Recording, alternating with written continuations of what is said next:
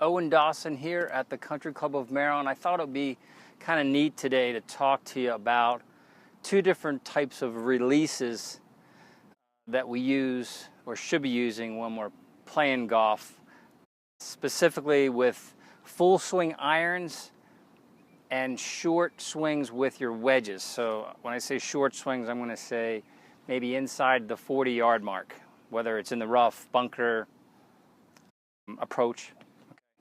So we'll talk about the traditional impact position that everybody watching this video has probably seen what impact looks like. Talk about the handle being more left, which takes loft off the club. That increases the quality of the compression.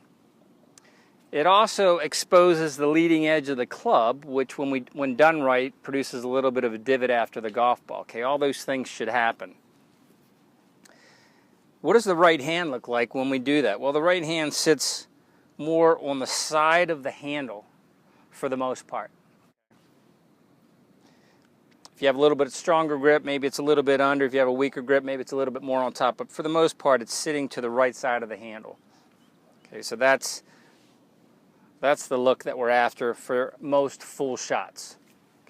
If we're trying to hit something short and high, those same impact alignments won't work for those types of shots. You're going to tend to chunk it more, and you're going to have a hard time getting the ball to come up on the trajectory that you're after. So we switch clubs here. This is a lob wedge. You can do this with a You can do it with a 54, you can do it with a 56. My recommendation would be to go with a higher lofted club. And the idea, just a couple of things that I do before we talk about the release point, is for wedges, I'm trying to get my right hand a little bit more on top. And what that does is it slows down the rate that the face is closing on the golf ball, so you're more likely to deliver it with more loft to get the ball up in the air. Alright, so here's my setup. I'm just going to hit a little short shot, but I'm going to talk about it first. Face is slightly open, right hand's weak.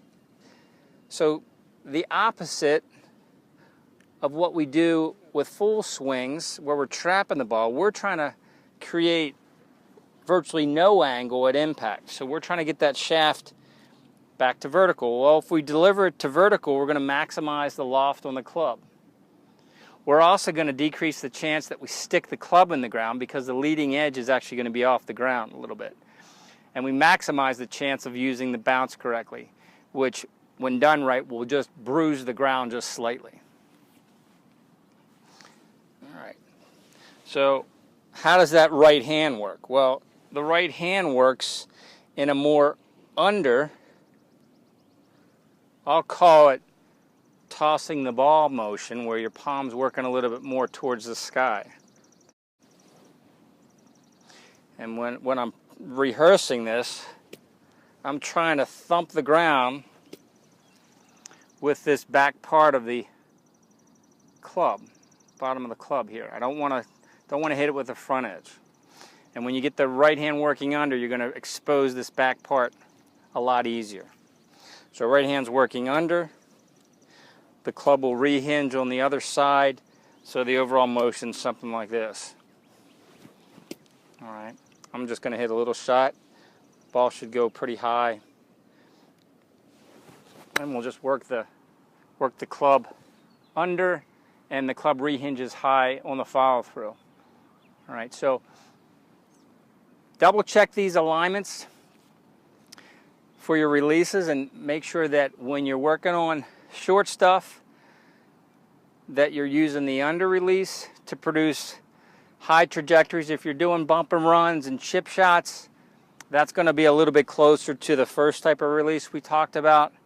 But knowing the difference between the two can help you hit both of those shots equally as well. So if you like this video, please press the like button. If you would like future videos for free, just hit the subscribe button. Have a great day, guys, and thanks for watching.